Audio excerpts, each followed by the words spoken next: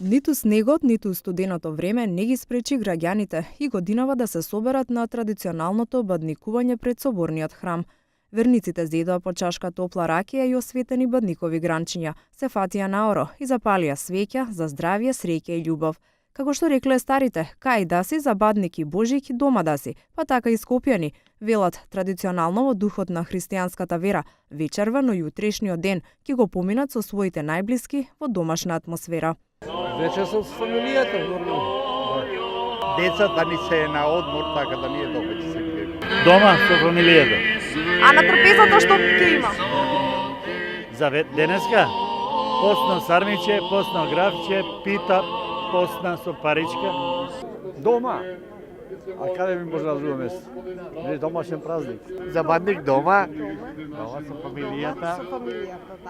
Прославата беше збогатена со музичка програма. Свој обраќање имаше и по главарот на Македонската православна црква Господин Стефан. Тој им го честиташе празникот на сите верници и порача дека раѓањето на Исус Христос е најзначајниот момент за човештвото.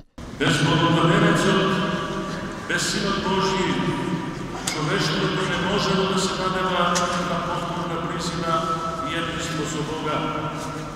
Затоа, Богодањето кое се случило преку Пресвета Дева Марија, значило спасение за родот човечки, кој било далечен од Бога поради гревот, значило исполнување на времето, за да биде ветениот и очекуван Спасител.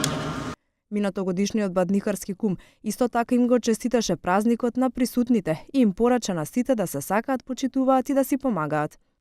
Потоа минатогодишниот кум, како што налага традицијата, му го предаде ќупот со бадникови гранчиња на новиот кум. Ова голема возбуда кај мене предизвика да не може да го прочитам ни текстот што го спремив за честитката за бадник и божик.